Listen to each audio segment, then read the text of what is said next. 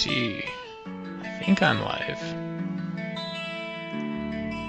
I am live. Alright, what's going on? I'm going to, per usual, blast this link out to a couple socials. We're going super casual today. But yeah, I'll explain sort of what we're doing in a minute here, but let me get this link out to a couple places. And then we'll get started. Is my stuff backwards right now? Yeah, it is. I gotta swap this. Picture. Let's do this. There we go. Here's Ducks Y. What else do we have? This we can totally get rid of. This we can also get rid of completely. This I can get rid of completely. Oh, there's so much crap here. This I wanted to maybe change in a second. We'll put it up to the correct corner. What else do we have? Is there music? Yeah, there is music. Let's go. Let's go, fam. Also get rid of some tunage going on. This I can get rid of completely. Oh, there's so much crap here. This I'm so big here. Change in a second. I'm gonna have to change all this stuff. Set up a poll.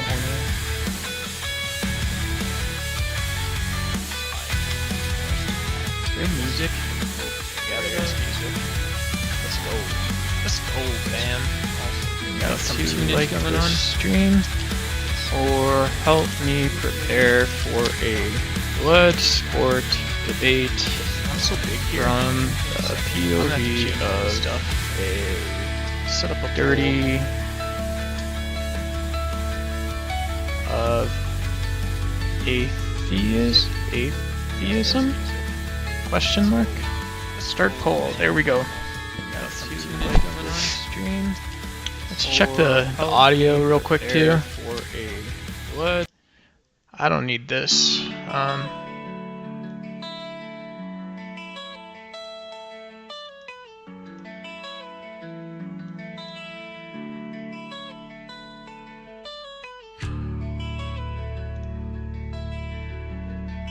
I think we're still good.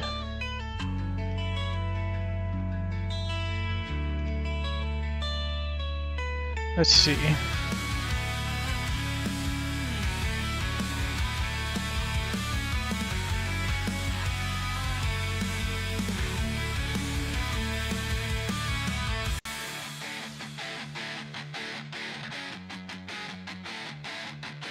Can you hear me still? I think I'm live.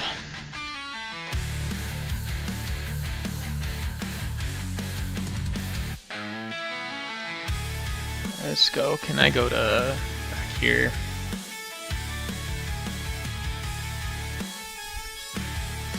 I'm just setting up the studio a little bit. I know this is no one's here, so it doesn't matter, but I guess it sort of does.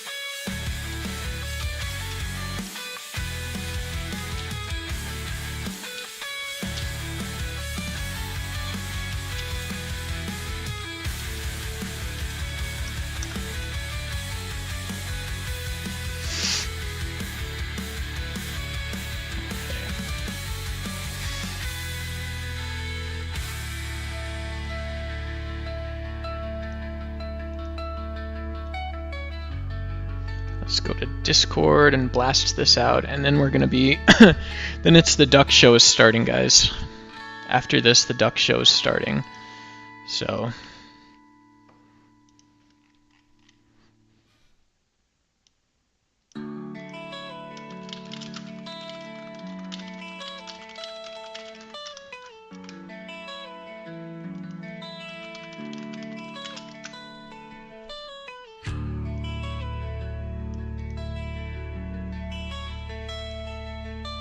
Let's see, where else can I go?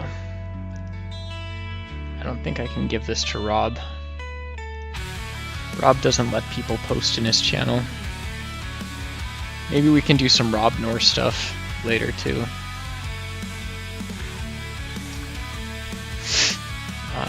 This is for Grid's channel.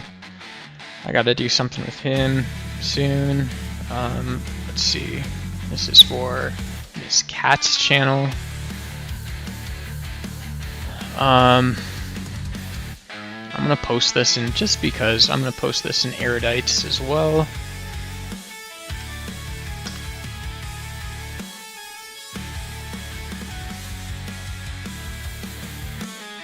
We also got Speakeasy.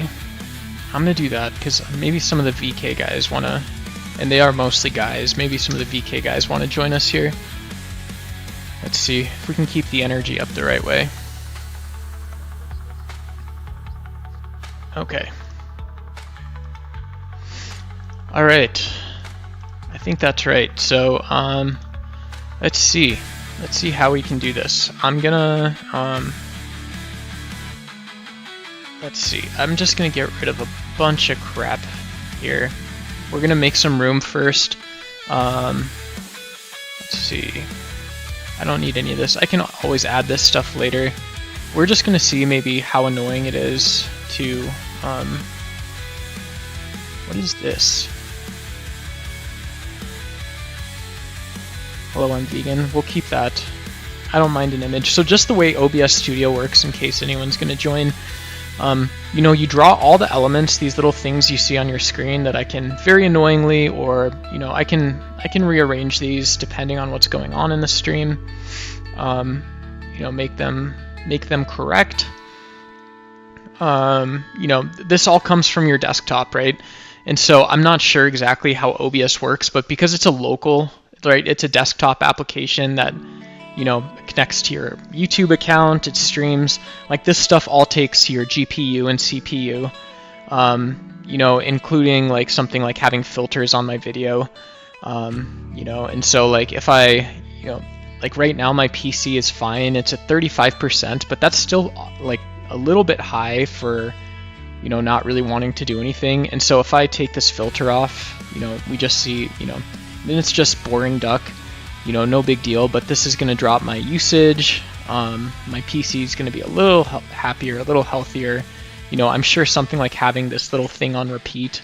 Yeah, you know, my PC's down to 25%, but anytime I move this stuff around, I don't know if OBS is like drawing from a file, or like, you know, because it's a live streaming platform, you know, it's possible that like it's checking the file location every like 30 seconds or something. And so I'm just gonna go ahead and remove this too, and let's see what this does. You know, we get rid of some of this crap. You know, I've got this screen here. This, you know, this video might be a little annoying. So we'll just get rid of that for now too. You know, I don't know if these images or anything. I'm just gonna delete this whole scene. Yeah, and this is saving me a ton of space and time. I like this one. I like this one because it, you know, to me this makes us feel like we're sort of in the cyber city of the future or something. You know, it gives us a little bit of that freedom to go, you know, like I might, because I don't know what the God of the Gaps actually is. I'm a good atheist, I swear, but you know, maybe I'll put a God of the Gaps picture on the screen. You know, if you guys, I'm gonna leave myself there, obviously. But you know, if we say death, you know, I don't need this element. Dragging this around is making my PC go a little crazy. So it's cool. I mean, if you're using StreamYard or something, no big deal. But yeah, you know, like this notebook, I like this. You know, if I have to start thinking in terms of like 1 or 2% of my GPU and CPU power, if I have to start thinking about, you know, how I can upscale an actual debate feed to, you know, 720p or something like that. You know, I'd rather have like this cool notebook element that is just static. It's an image. I think it should use less energy than you know, a video filter or something like that. And yeah, you should be able to hear me. You know, we have the science documentary music. This is really cool. I don't think the music takes that much because it's just an MP3 file, right? MP3s have been efficient, right? You know, these have been around since MP3s have been around since what, like the you know, the mid 90s probably is, you know, mid 90s to, you know, early 90s is when it's commercialized. You know, definitely when I was in high school, I had my first MP3 player. It actually looked like a vape pen, right? Which is kind of funny. But like, you know, little red MP3 player, it was, you know, I think I had a 32 or 64 meg. Like, I remember those changes were big because if I could have 30 songs, that meant I could, like, you know, if I was reading, doing homework or something, or if I was, you know, whatever, I was done, you know, with, you know, like homework or something, you know, I could listen to music and play video games or something like that, you know. You know, nothing rechargeable. Obviously, no good like lithium-ion batteries, as far as I remember. But you probably did have like a single AAA battery or like a watch battery or something. This little tiny little LCD screen. You know, you used to advertise. Like now, everything has LCD. People want crack resistant, water resistant. They want to make sure their screen is obviously like 8K. Like that's what a premium electronic device is these days. But yeah, just like back in the day, a little bit. You know, it was more so the case that you know,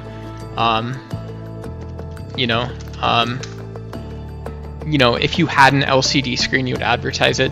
So, but anyways, that's like where MP3s came from. And so if I'm thinking about trying to keep my CPU ideally, I have confidence in the stream and not getting latency if my CPU is at 12%. Some other process can pop up or whatever, and I'm still very happy, very confident that, you know, if there's a small blip or something, no big deal. But I'm not going to crash StreamYard, right? I'm not going to crash StreamYard when I feed my camera in. I'm not going to crash the program or the stream if I add a new element, if I want to do something different. So I don't know about this one. You know, a lot of these are, I think, higher, you know, moving stuff around. It doesn't really like that as much. Especially some of these are like, you know, really high res images. I did this screen as sort of like a joke. I think it's funny. You know, I've got the, you know, if you want to see, you know, I set up this Louis Vuitton thing. I had a fireplace and stuff in here. I still got a bunch of crap. If you guys want to see how much crap you can fit on one studio page, I will show you. And this isn't even all of it. There's Dylan Mulvaney. Let's put Queen Dylan. Let's put the Queen in the picture frame. There we go. I still shop at Target. I don't give a shit. There's another Dylan Mulvaney. I don't know why that's here, but there's Dylan Mulvaney. Looking at Dylan Mulvaney, we have a backwards fuck off Nazi punks thing there. Obviously, we advertise ourselves. We don't advertise ourselves when Queen Dylan is around, but we do advertise ourselves as saying fuck off Nazi punks, I think. I think that's one of the things we can do. Here's another image. Yes, here's the vegan picture again.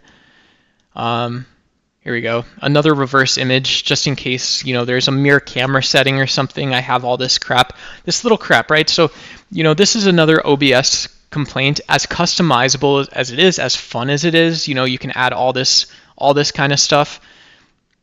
You know, what is this?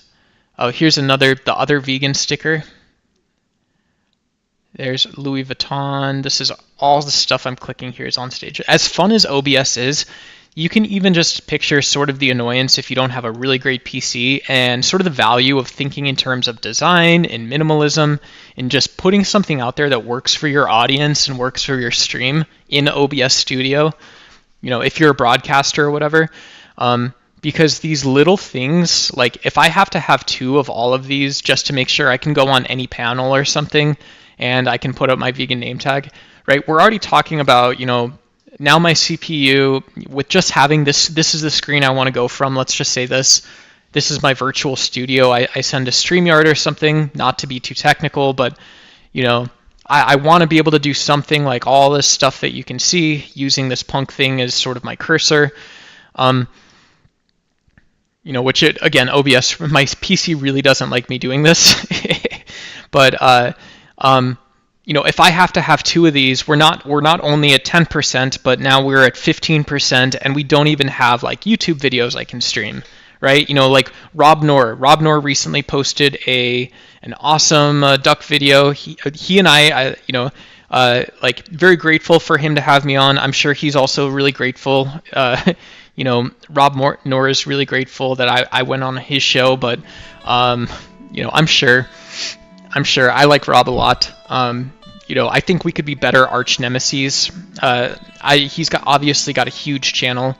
You know, I don't think he needs the heat of like an omni-liberal like Soypill or like Destiny.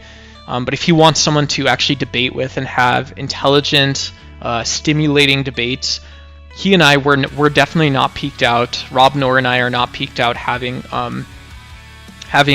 a battle of wits, as they say. You know, if he wants to do a meme war or something too, you know, you can see I'm not even adding him in the video. I'm not gonna add him. Do it, Duck. What's up, Anson? This is why we're here. If anyone else is in chat, Chairman, if you want to, I'll actually go grab Chairman's socials too. I don't want to detract from the Rob Noor, the attempt at a meme war or, you know, some sort of skirmish or male battle with Rob Noor. But Anson Mount, Chairman of the board, for anyone that is here or that is going to watch this later, he is hosting a debate between me and Evan O'Brien. Evan is a very smart, very considerate, also very fierce and strong blood sport debater. He and I are both somewhat new-ish relatively to going online and doing stuff. And so this God of the Gaps on Anson's channel with Beth, another serious debater. She's someone that, you know, she'll do her prep. She'll go back and watch the tape. She's going to moderate us. And we're doing like this sort of serious topic, right? You know, I think it'll be a lot of fun talking about the God of the Gaps in a blood sport context. And yeah, you know, just to say, I don't totally know, you know, I don't totally know what God of the Gaps is right now. So I'm going to start from sort of square zero with this, but we are. No, here. I've got Anson's social here. What we have here is going to be a good time. It's going to be a good time. You know, whether a Christian theologian wants to accuse other Christians of finding a God in the gaps and cheating the system, cheating the process, I know that much. The other side that I know is if you are a defender of science and you see someone come into your lecture hall, you see a textbook next to a book on evolution in the bookstore, and all of a sudden now you have to think, what the hell, like, you know, what the hell is this? You know, the fuck is this? I still have so much crap on this screen. I thought I took all of this stuff off. Another one. Yeah, you see, I mean, if you let's just say you see someone come on in the bookstore and they're starting to talk about God next to evolution, saying evolution doesn't have all the answers. I thought I already removed all this shit. Then, you know, is that bad? Is that annoying? I don't know any of that stuff. So that was my entire point here, is we are... This one is killing me. This stupid soundboard wants to feed ads into my OBS instance. We're still cleaning up the panel, guys. We're still cleaning stuff up. GIF banner. What the hell is this? This is killing me. This is very cool, right? This is great if I'm doing a show. If I'm recording a show from OBS, this is awesome. I get to tell you we're doing duck stuff today. I'll just give you an example of this. Auguste Comte, whatever you want to say his name is, he's the founder of the worldview, the philosophy of positivism and secular humanism. You know that's a great idea. You know those are two big ideas. Do you know what duck stuff is? That's the most important question. Duck stuff means that you know both of those big ideas. We don't quit. This looks amazing. This looks amazing on my right-hand side. This looks amazing on my right-hand side. This is taking 8% of, this is taking more than 8% of my PC to run this stupid GIF banner. So I'm gonna get rid of it. Maybe I have malware. Maybe I do have malware. I don't know. But I'm gonna get rid of that because I don't need it here. We're doing debate prep. We're gonna have music. All kinds of crap. I don't know why we're doing this online. I'm gonna do this online because I guess there's a few people here. And what's up everyone in chat? Thank you for signing in. We're actually gonna do this God of the Gaps thing. I wanna go back to the Science Studio though. So like stick tight.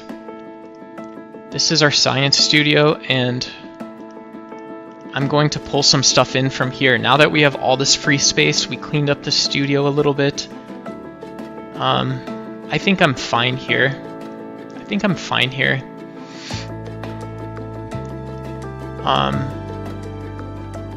This is the really important stuff here. So let's go to this first our first debate. This is how unprepared I am for this debate. This first debate prep point of order is, what is the God of the Gaps? Thank you. Thank you. No big deals. There we go. Save. What is the God of the Gaps? And so I'm going to point a couple things that I think it is, and then maybe we can watch a video together and we'll see how close I am.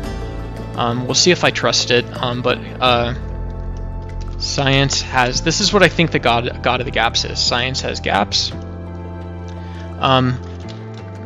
Those gaps require explanations. So let's just to be very careful, since we're doing debate prep, we're saying science has gaps. Science has gaps. We're going right to left. We understand this and we're wanting to communicate it. So science has gaps. And the gaps that science has require explanations. The gaps that science has require explanations. Okay, I don't need to argue with that. I can just accept that for a minute. I don't know what the hell the God of the Gaps is. So science has gaps which require explanations. I don't know where those come from, but you know, those gaps require explanations. Maybe it's the case that, like, you know, I'll show you, this is a Christian example. We want to be super charitable to theism while we're doing our debate prep. Because we're going to be doing a blood sport debate, I don't need to worry about being too nice. I've got all 7 Chronicles of Narnia here. I should probably give this to someone who would want to read these books, but alas, it is mine. I own these. These are my property. And like, let's just say you have a book titled The Magician's Nephew, just like we have a theory called evolution. And as an atheist, I'm like, cool, evolution, what the hell is evolution? How do I empirically observe it? Who is it about, right? Like, if I go to the zoo or something, because, you know, your buddy duck, he loves going to the zoo. Your buddy duck, he's gonna he's gonna game the system a little bit. I'm gonna, you know, I'm gonna go grab a vegan burrito or something on my way to the zoo. Maybe afterwards, whatever. Back in the day, your buddy duck would have grabbed an IPA or like a nice American pale ale. You know, those really strong, you know, not as high ABV, but like, you know, your buddy duck loved, he loved activities. He loved having a full day when he had activities. That stuff was a ton of fun, right? And then you grow up and you realize, oh, I don't have time for this. I technically have the hours in the day, but I don't have time to actually commit this much of my brain to something that fun. And so, you know, C.S. Lewis writes The Magician's Nephew, Darwin writes The Origin of Species. We eventually figure out what this is about, and those gaps require explanations. God is the best or a sufficient explanation. This is what what I think the God of the gaps argument may be. We're doing this linear, right? Because if you guys didn't see, I just went through and like very precisely for the audience, your buddy Duck, he goes all out. I just very precisely explained, you know, how we are at least semantically entering the room. I explained how the doorknob works. And so from here, you know, you have what a Christian might intuit or imply to me about the God of the Gaps is, well, if C.S. Lewis wrote this book, The Magician's Nephew, and I grant you that he wrote this book, and at some point you never hear about the Magician's Nephew, but then you get to the end of the book and it says, well, the Magician's Nephew, you know, went and he had this great fight with this lion, and, you know, as we would have heard before, you know, he was really against sort of violence and conflict, but after really deeply praying and considering it, he went forward anyways, and they were heroes. It was sad, but they were heroes. Whatever the plot of Chronicles of Narnia is, I don't actually know. But you know, that's the type of gap that I might be addressing, where, you know, someone says, well, Origin of Species is about the theory of evolution. You know, the theory of evolution is trying to say in a totality how animals got here on Earth. And so if you just reach this conclusion that animals got here, and you have this massive gap where there's not an explanation or a cause, you need both an explanation and a cause. It needs to be intelligible. These stupid words. Like, this is gonna hurt my brain a little bit. Sorry, Chairman of the Board. But, you know, yeah, I want all this stuff.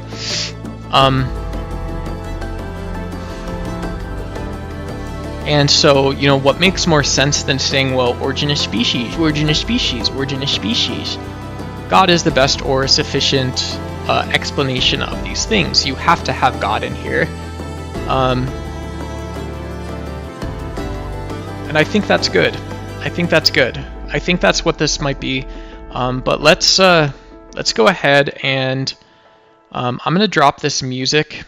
I still want it in the background a little bit, but I want to pull up a video, and let's see if I'm close that what we're talking about here, what we have on our screen, actually is the God of the Gaps.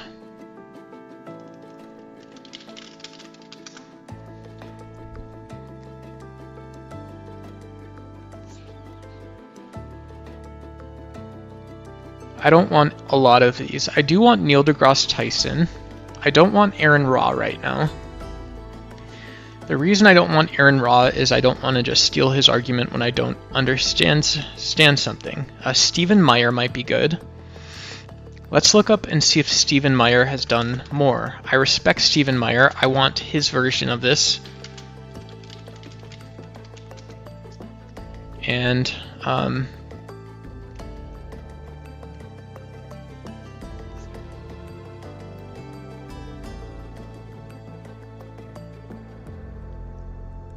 problematic. Return of the God hypothesis. Let's just do this quick one. Here, this is one that Stephen Meyer himself uploaded, so he was obviously somewhat happy with the form of the argument. I don't think he's trying to trick me in this video.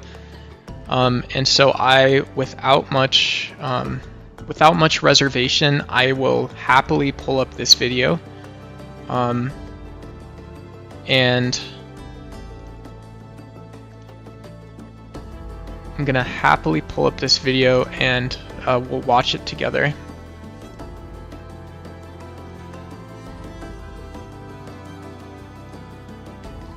There's an old video. I can change the URL and play this video. Whoops. I gotta turn my documentary music off.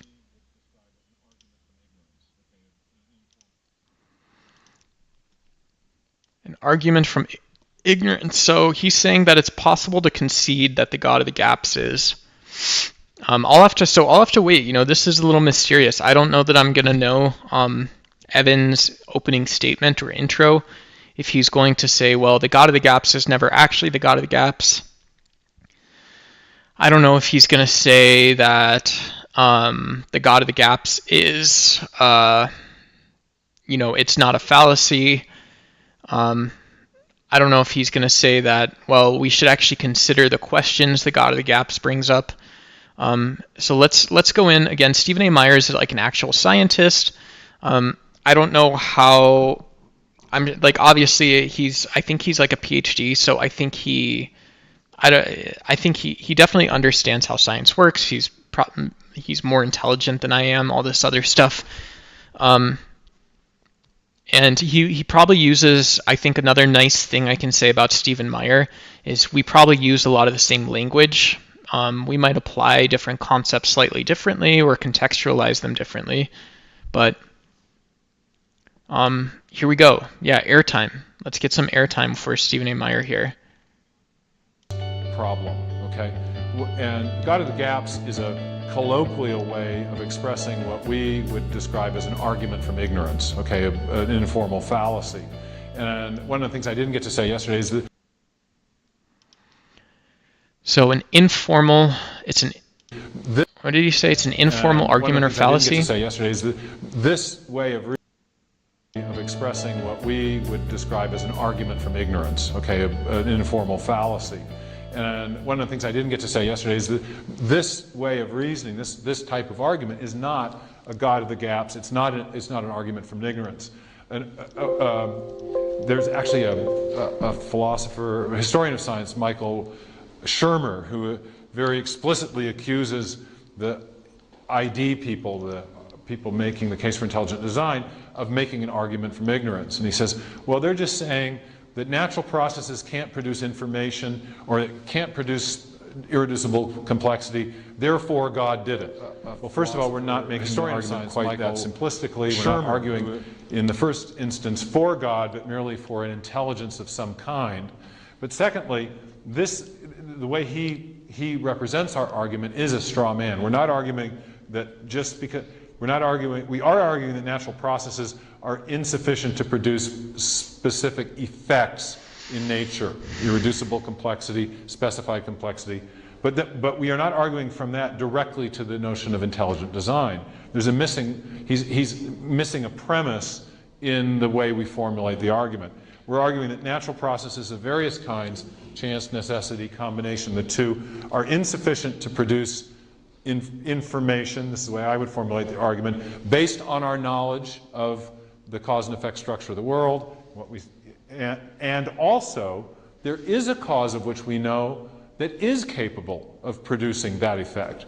And therefore, when we survey the landscape of possible causes, intelligent design is the best explanation, okay? Provides the best, most causally adequate explanation.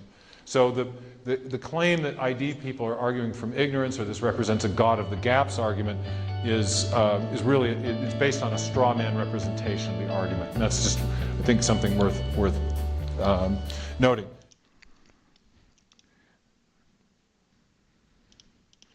Okay, very nice. Let's see.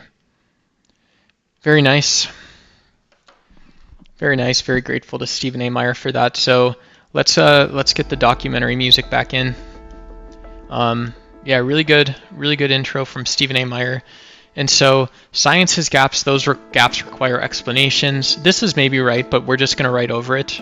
We already did this one, so without being too neurotic, we're going to say science has gaps as insufficiencies. So now, is it the case that the fact that we can create macro level speciation in a laboratory, the fact that we have DNA evidence, the fact that there isn't some red herring smoking gun in the fossil evidence, specifically to evolution, and I'm not a biologist, but these are the general things I believe to be true.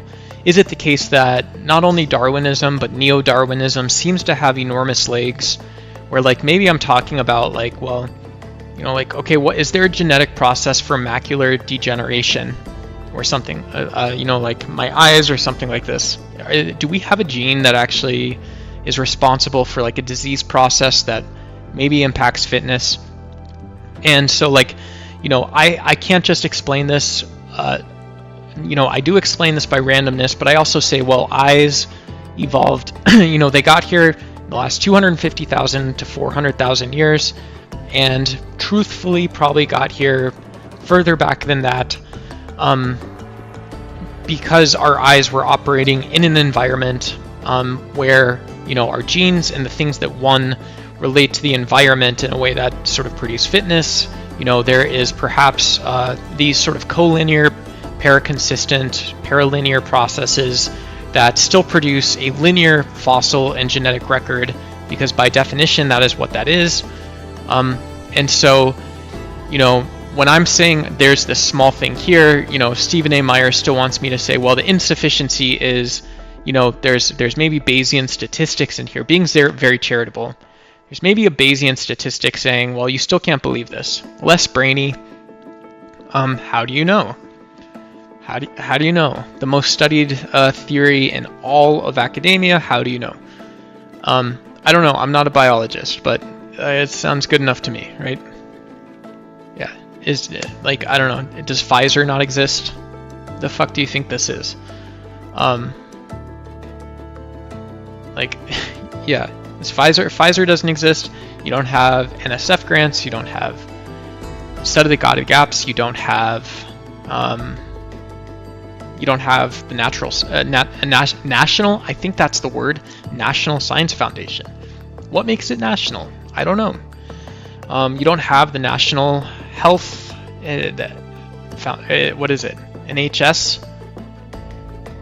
What is it? It's not a society, but I believe that it also means national in that context. I think that's what it means.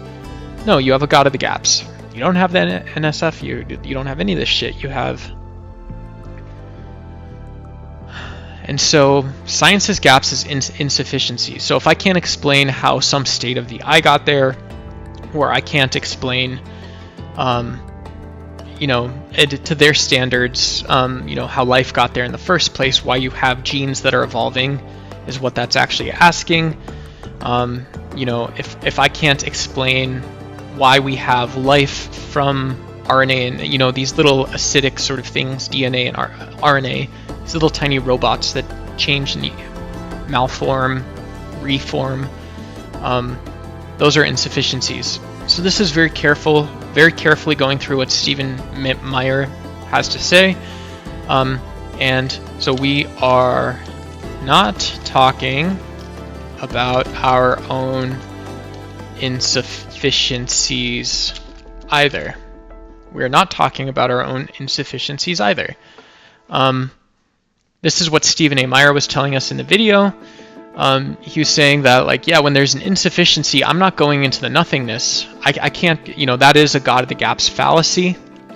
So when we're talking about a God of the gaps fallacy, saying that evolution is producing some non-zero probability that this theory is true, we can both grant each other this. We can grant each other this. We can practice saying it. I'm going to maybe put this in chat. We can grant each other this, comma, smiley face. So if we grant each other that evolution has a non-zero probability of being true, we are not just saying that, well, whatever accounts for those non-zero probabilities, or for the, you know, whatever makes that less than a 1 or 0.99, 0.98% probability that evolution is true, which is reasonable to accept, right? You know, even if I like physics, if I like chemistry, I like things that aren't biology, I should say that, well, you know, my ballpark answer for the fact that evolution is true is about, you know, maybe 60% on a really great day. And that's pretty damn good. We know we're producing really good explanations. We are doing phenomenal empirical study really well. 60 to 70%, 45%, that's still crazy when we're talking about the scope of the cosmos. When we were talking about, like, I could literally do like a biopsy on my arm or spine or something like that, and I am pulling out, you know, 100 billion of the most complex structures in the entire universe. That's how crazy this stuff is. And so we are not, yeah, this is baseball. There's no crying in baseball. So the thing that we're actually talking about in one sense is saying, well, from a Bayesian perspective, any theory in science only has about a 45% chance of being true. But this is much better than something like SkyDaddy. This is where SkyDaddy comes from. What is the chance that the God of the Bible is true? It is not 45%. On a good day, it is not 60%. If on a good day, and you grant me this, if on a good day I say evolution has a 25% chance of being true in light of all other possible explanations, that most of this is phenomenal. It might be phenomenological or epiphenomenal, and that still generally means that we're capable of doing science and engineering. We're capable of creating these massive, incredibly useful and practical data sets, but we're not talking about metaphysical reality. We're not talking about facts in all possible worlds. 25%. SkyDaddy does not have a 25% on his best of best days of being true. They're very different claims. And so what Stephen Meyer, if we look at our screen, and I fixed this last one because we are on number 3 here, that, he's specifically talking about, we'll put it in brackets just to not do him injustice, God, ID, or a better being, like Better Homes and Garden, but we have SkyDaddy as a better, redo your patio this spring with God.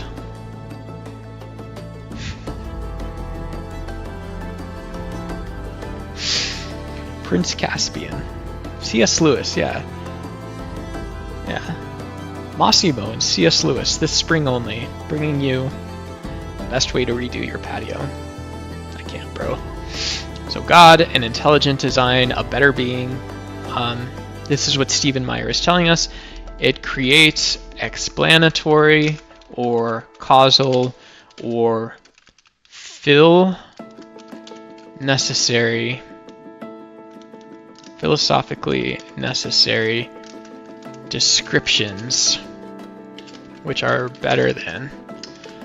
So this is another way to escape the God of the gaps fallacy. This is what we just uncovered.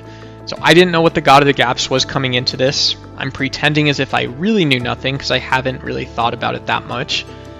And now what I'm saying is, so what I thought the God of the gaps fallacy was prior to signing on to LinkedIn or whatever this is, prior to signing on, I thought that maybe it was saying, well, science doesn't explain everything. There's these phenomenal gaps, and that there's these, we have to be able to describe those things. We have to have a theory. We have to have some ontology or something philosophical in its place.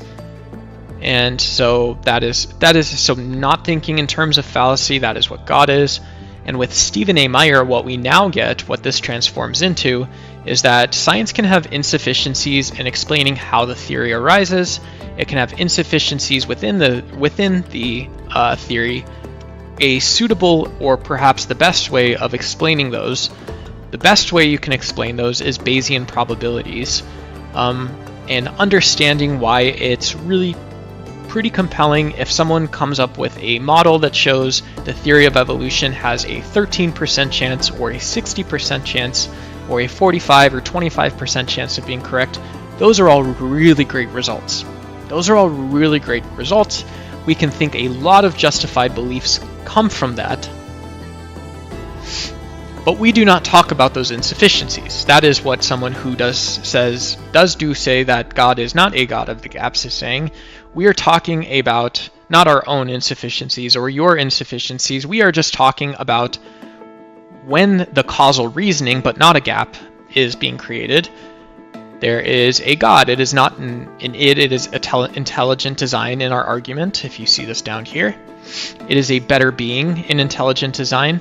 It is a superior ontology. It is a superior form of causation.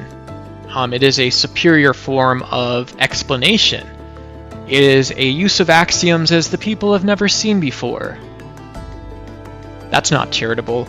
It is a way to put together data about the world in a way people haven't seen, which we shouldn't, so we feel can be justified or something like that. For what fucking reason? And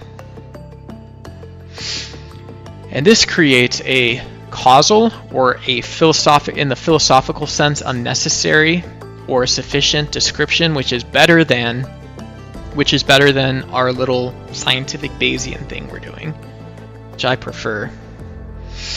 Your buddy duck prefers Bayes. I prefer Bayes all day, every day. Just saying that natural processes can't produce. Where are we? This I can get rid of completely. Better than, which is better than our little scientific Bayesian thing, which I prefer. Your buddy duck prefers Bayes. I prefer Bayes all day, every day. We're gonna keep going. YouTube wants me to make shorts. I think I'm supposed to say that. I don't know why. Let's go back to our emo screen. Which is better than our we have to change our music here. We're gonna stay here. We're sticking this out like troopers. We are going to see if the hard work ethic here pays off. I'm going to change my music. YouTube wants me to make shorts. I got something for you guys real quick. Let's cue the intro. Let's go back to our screen.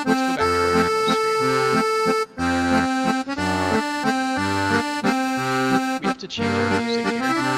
We're gonna stay here. We're sticking this out like troopers. We are going to see if the hard work ethic here pays off. Let's go. Let's do something fun. I know you guys get sick of this stuff too. I might get sick of this stuff, so let's cue the intro.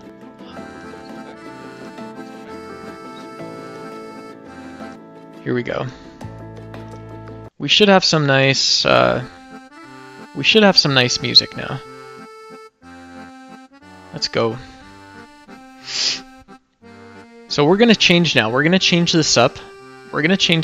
And I'm going to, because I'm doing a live stream instead of a video, I'm going to say, and as I love YouTube, don't get me wrong, what I'm going to say here is the text that we are looking at, which is not stupid text, it is actually quite profound, is we are going to say what are arguments from gaps like?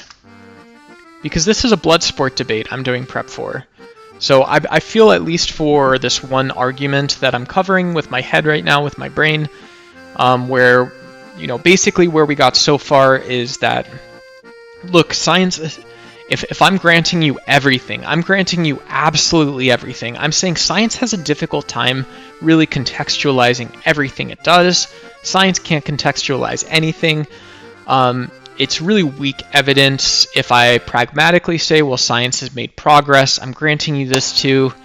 I'll grant you all this stuff as a vile atheist. I'll grant you that C.S. Lewis had to introduce the magician's nephew before talking about the magician's nephew. It's maybe problematic or requires an explanation from my point of view that, well, Darwin was talking about speciation, and we still use that language today. This isn't a globalist conspiracy. This is the most researched topic in history. What is that like? What is a blood sport debate? What the hell? What would my pet chicken construe a blood sport debate to be like? So what are the arguments from the God of the Gaps like? What are the things that I say, the things Stephen A. Meyer or someone like Stephen A. Meyer says is that, well, we have these really good, we've got these really good, like, not like a Cuban link necklace, but I've got, fellas, ladies, everyone out there, call your CFP, call your banker, call your investment banker, you got to call your local philosopher, we've got these really good tiny causal arguments that you're going to want to get in on. We've got these really good causal arguments that, you're going to want to get in on, you're not going to want to miss. These are things they say. Not only that is that, we know the truth is that when science gets on these edge cases and has these sort of, the actual context is probably like practical conversations. It's asking what maybe past data has said. It's asking if we can generalize specific or particular studies of phenomenon. If, maybe smaller or more fine-grained phenomenon implies something larger, or the opposite. If we have a macro theory or a sub-theory that is describing something pretty large, if I know something about how trees have passed their genes on, how they evolve in vivo, or maybe how in vivo species from 200 and 150 years ago, just making up an example. If I know something like that, which is really interesting, and I'm running into this edge case, and I can say, well, look, maybe we know that like the space between fossils are hard to see, but we know that we can find that there's indicators in fossils. We can find that there's indicators of fossils that there's a transitionary period. We have some idea of what good or bad structures look like, right? We're staying at the top of science because that's what you wanted me to do, Stephen Meyer, technically. I'm not a biologist. I don't know this stuff. I don't have time to know all this stuff like a PhD. I don't know organic chemistry. I don't know that much. But what I do know is that this is one of the things that is like what you want me to do, which isn't a blood sport. And so what is a blood sport? What the hell is a blood sport even? Science has gaps. What are arguments from gaps like? I'm going to fix this one real quick. Stick with me. Like, for blood sport. Blood sport. Rawr. Hail Satan. I shouldn't say Hail Satan on stream. I don't think it's a TOS violation. What I could do is I could read from Daniel Kahneman, a behavioral economist, neuroscientist who he at least did a lot of stuff with MRIs and talked about incentives and the brain, which is very cool. It was much needed work. He wrote this book, Thinking Fast and Slow, which is part science, part self-help. People love self-help in science, so I could read from this for a second. People love self-help in science. Science has gaps and inefficiencies. So we're changing this. We're changing this now because we talked about Stephen Meyer and his version of overcoming the God of the gaps. We want to reinstantiate it, I think, was the point of this. I don't want you to not do that when that is what you are actually doing. If that is what you are actually doing, if you are sharing a subjective view with me that is like, so that's a question. Are you telling me that God of the gaps, as it sits, is not like getting a cappuccino? Is this a subjective view? Let's say this. I granted you everything already. I was as charitable as I can conceive of for the 60 minutes I'm studying about this argument and family of arguments. And it's not that, but, sorry, but and I'm being completely honest, I want to absolutely destroy this idea. Like, I've never wanted to destroy absolutely anything in the past. Anything in the past. And I don't really mean that either, but we're on YouTube. So if Stephen Meyer says, I'm not telling you this is a subjective thing. Lots of people will say God of the gaps is not a subjective thing. As a fallacy it is, but when we are not doing the fallacy, it's not my subjective belief. This is something that many people could maybe modally have knowledge of. Modally could have knowledge of. And so why don't scientists? Why do scientists not have knowledge of this? Can you tell me why scientists do not have knowledge of these massive... Because scientists do have knowledge that from a Bayesian perspective, evolution doesn't have to be a true thing about the universe in general. It's just true a lot of places where you look for it. If you understand what that means, it means you can go to the zoo and you can, like Mr. McGrew, you can run the entire zoo based on biology, which depends on evolution for it to be true or valid. It depends on that.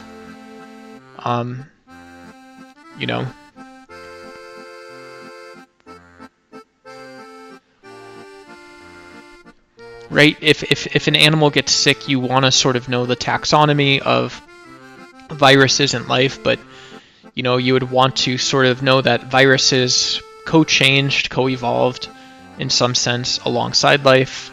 By the definition, just me, casual observer, we can treat it as such. And so if I'm running a zoo, which is super interesting or something, I want to make sure animals don't get animal sick all together all at once. I would sort of want to know maybe how those immune systems work. I would want to know someone can explain that to me too, right? So I'm not like doing the middle ages things like, the capuchin monkey down yonder saying, the capuchin monkey coughed on the lemur, and now we must have justice. We must have justice for lemurs. Above all else, we have justice for lemurs. That's not the God of the Gaps, right? Me saying that isn't. There is no God of the Gaps there saying that I want you to explain why this monkey gets sick. And if that's cool, if I learn from it and can apply that scientifically, or someone already has, that's cool. And so you subjectively saying something is not like me saying it's like this capuchin monkey. So that's one question. That's one tact. I could also be mean. Let's be a little bit mean. Let's say God of the, because it's a blood sport debate that everyone agreed to. We all said we wanted to do this, which is stupid. I'm going to go send this link one more place since I'm going to start being mean. Where did I have to send this to? I was going to send this to a gaming Discord that I'm on. Shout out to some of my gaming friends. I don't know if I'm a fan of most of these people.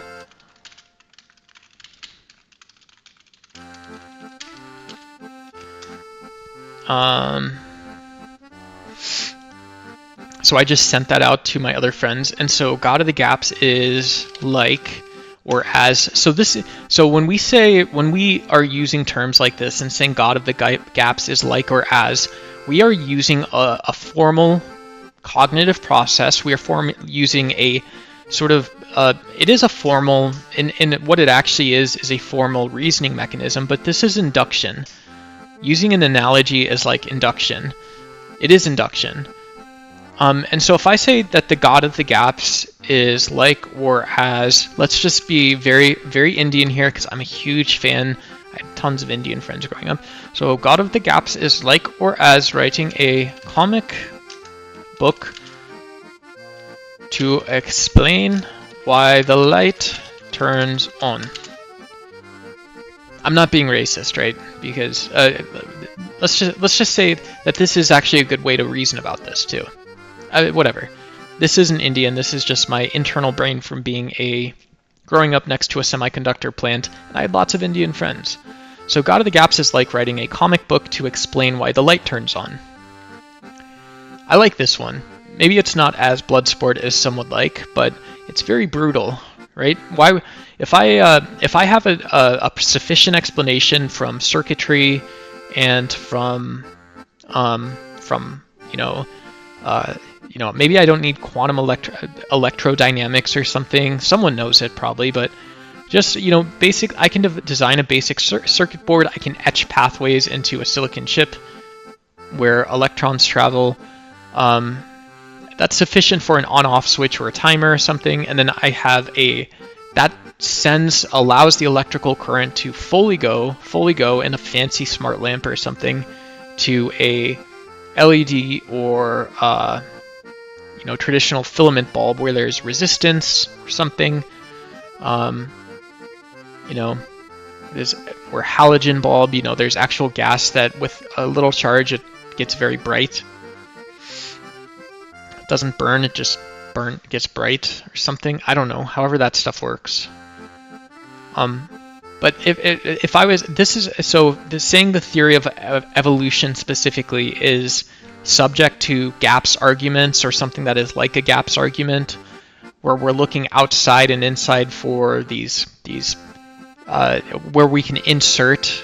There's only an insufficiency in that we're capable of inserting an explanation that it requires, but it isn't the God of the Gaps, is what I think Stephen Meyer is saying here.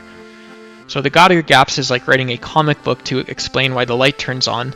So if I can explain the light turning on through the theory of evolution, and I can get from A to B with this, and I'm not saying anything other than that the light can turn on, and I'm also noting that this has explained many lights. It has explained lights in the past that were not like lights today, and it will explain lights in the future that are not like lights today, unless a meteor strikes Earth. And this is how strong and good this actually is when we're talking about the chip design, when we're talking about knowing what resistance is, when we're talking about materials engineering, when we're talking about evolution and genetics and archaeology, when we are talking about fossil records, when we're talking about trying to pull from maybe geography or something a little bit, whatever it is, earth science a little bit. You know, these are all things we have enough timeline, we have enough runway to do stuff like this. We're talking about what's it called? I know how arms move. I know how arms and shoulders move. All this stuff. Ooh, ooh, ooh. All this kind of stuff. And so if the God of the Gaps is like writing a comic book to explain why the lights turn on, and we are saying that what we're actually saying is, as a whole thing of what the God of the Gaps is you're finding these alternate explanations, and that's what that is. It is like as writing a comic book. So what a comic book would do for turning a light on is explain with a supernatural, it would create a coherent narrative. What it is a narrative versus a description in reality. And so the God of the Gaps in this case is like a comic book explaining why the lights turn on, because it is a narrative form that we suspend belief for and say is, and we say can be just as good as science or philosophy or reason. You can observe it, you can create the conditions for it, when in fact that isn't true. Stephen Meyer talks about intelligent design as a conclusion, not an explanation. That isn't correct.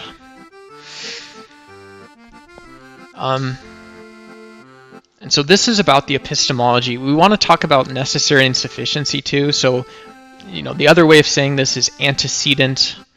What is an antecedent? So for Stephen Meyer, the antecedent, the thing that comes after, is suggesting intelligent design. This comes after because you have facts in science for Stephen A. Meyer. You have facts about biology, facts that are about the world. We can just grant each other this description. You should, right? Because I leave so Stephen A. Meyer, if I was arguing with him, instead of Evan O'Brien, I leave my house. And on NPR, I hear Stephen A. Meyer talking about this ID as an antecedent, and he's now telling me we're getting super fine-grained and tuned in depth, all this stuff. That's what's happening right now.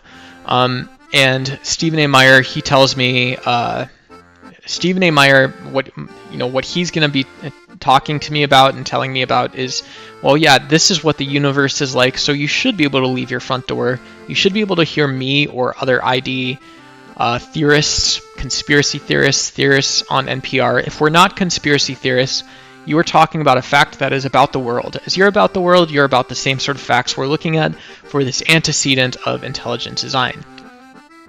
And so we are saying evidence which fills gaps, because we don't care. If you want to conclude God exists, if you want to conclude Thor exists, if you want to conclude that, let's say there's a globalist conspiracy, your copy of the dictionary is different from mine, or like the president has a different dictionary and he knows president words. He knows words that cats and dogs and owls and scorpions and rattlesnakes all know. And this is a globalist conspiracy. Like, okay, cool, that's a great conclusion. Yeah, hey Peaches. Hey Peaches. We're not babying Peaches. Hey. Boop. If we're reaching this conclusion, like Peaches is maybe snuggling with a physical book like I am right now.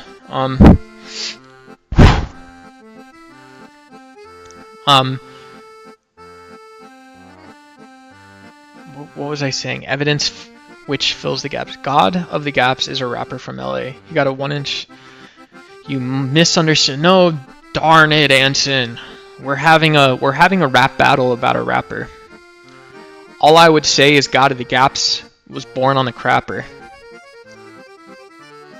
He went from death row to the wrong label. I ain't talking data tables. I'm talking about stables. I'm talking about being able-bodied. I ain't talking about being hobbled. I'm talking about Godel or Godel. That's God of the Gaps if he was El Chodel. I'm talking about lymph nodes that got more defenses than going on board a U.S. destroyer. You see what I'm talking about? Your buddy Duck's got it all, Anson. You understood. I will not complain about talking to Evan. I am just saying, and I don't want to talk to Andrew Wilson because I think he's just a mean person. But what I am saying is, you know, you could have set me up with frickin', you know, what I would say is the William James of our day. The William James of our day, perhaps the Eminem of our day. That's a 10-cent fee for admission. Maybe when you're monetized, you can, you know, bring me from the laundry room, turn on the stove pilot light, go to the kitchen, set up a real stoplight fight. I ain't talking about road rage. I'm talking about my debate days back when I was living at my mama's house. Now I'm with my daddy too. I'm not saying it's a conundrum. I'm saying in the Middle Ages, I would be the king and you would be none. Let's go. Let's go. God of the Gaps is the tag team cope. Yeah, no, I agree. I was trying to get to this last one, man. I was trying to get. We're talking about the antecedent here.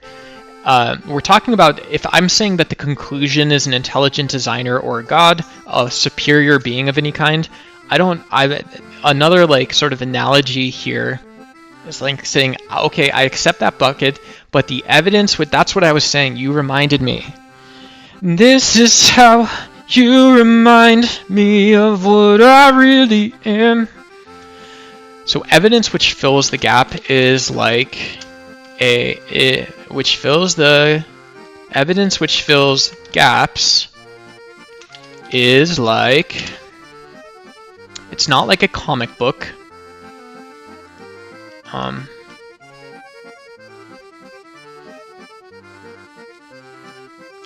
And so evidence which fills the gap is like a let's say it, I'm going to say it the smart way first. I'm going to say it the way I understand it.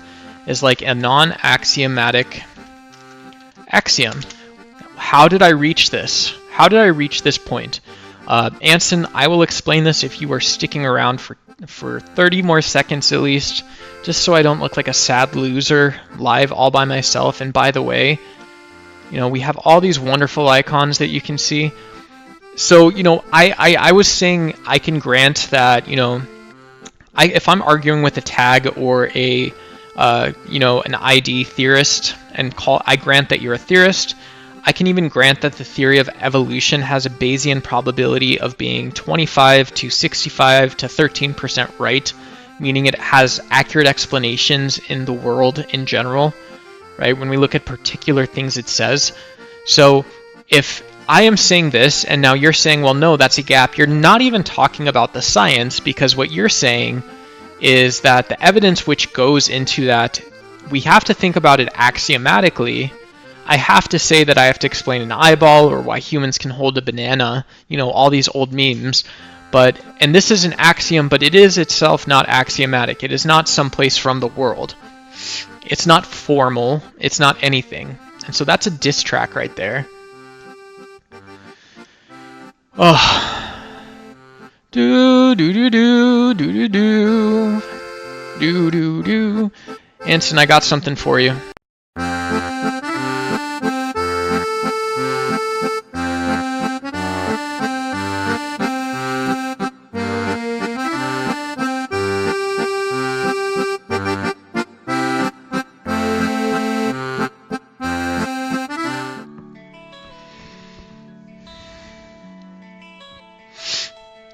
This is how we show love on the internet, I think. We show love by... oops. What song am I playing? Let's do this. This is how we show love on the internet, is we make videos for each other, we share content, we put on dope tracks. We got all kinds of stuff. We don't have any quit to us. This is the right way to be. I don't even know what's going on with this frickin' crap show of a stream, but I think that's as much prep as I'm gonna do today. Anson left, obviously. So cool, thank you anyone who joins. I appreciate you.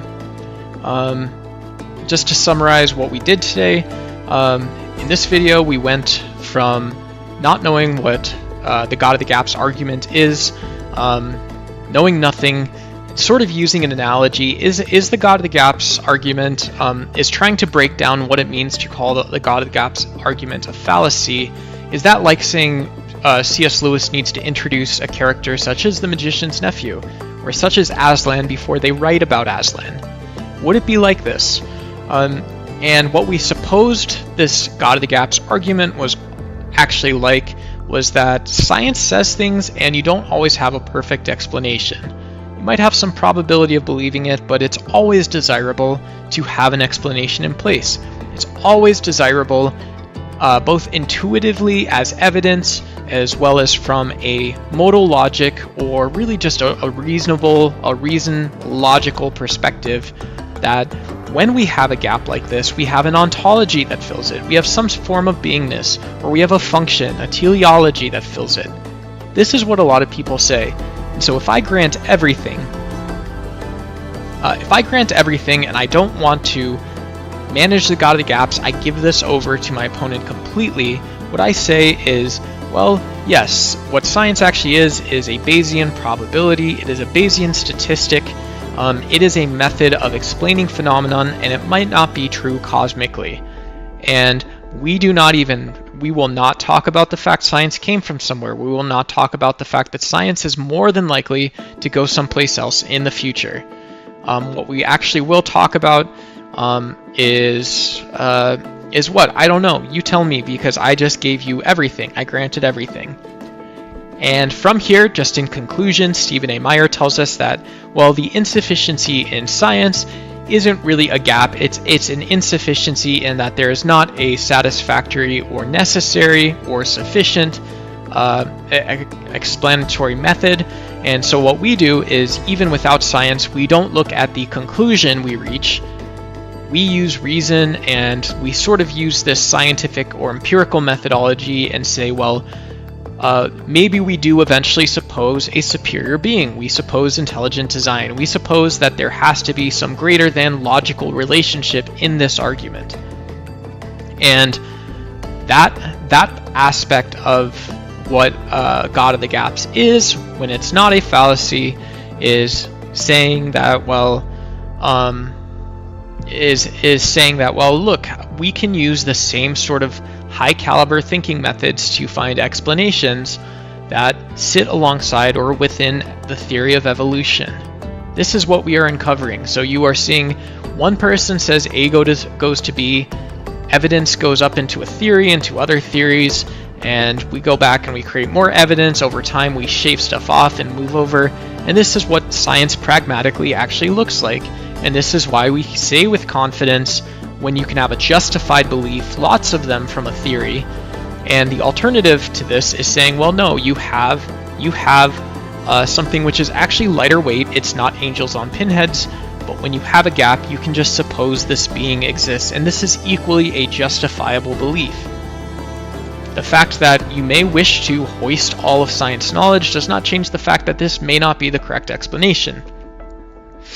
This is what Stephen A. Meyer taught us about breaking down the fallacy of the God in the Gaps, and why it may not be a fallacy is because if it is the case I'm simply reasoning incorrectly, or I'm drawing theoretical conclusions which are not empirical in nature, then it would be the case. It would be the case that I should look at these questions a different way. And from a blood sport context, we finally, the last thing we did on our stream, How can you make a truth claim without God? We will get to that in a second. In a blood sport context, we were talking about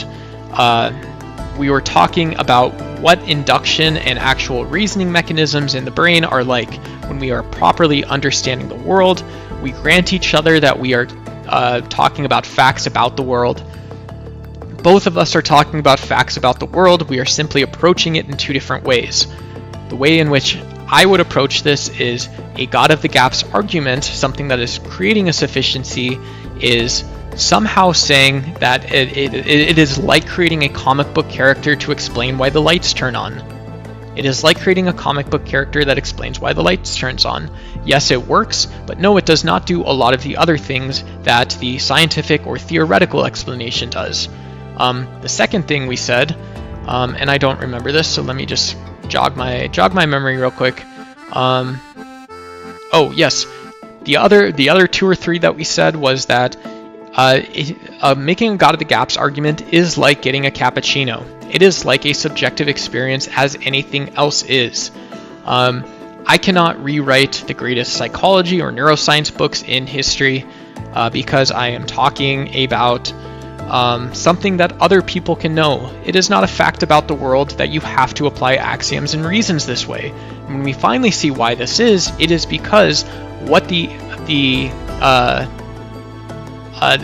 consequent of the argument of an intelligent designer or God follows the antecedent, which in this case is itself something that is not axiomatic, and yet it is being applied axiomatically. I can say all red vape pens are red. I can say all books have words in them. Those are a synthetic and another type of conversation that we both can appreciate and understand, and that's it. Yeah. The reason those are powerful is because I would God's gap. Okay, all right, thank you. That's it. Here you go, Anson.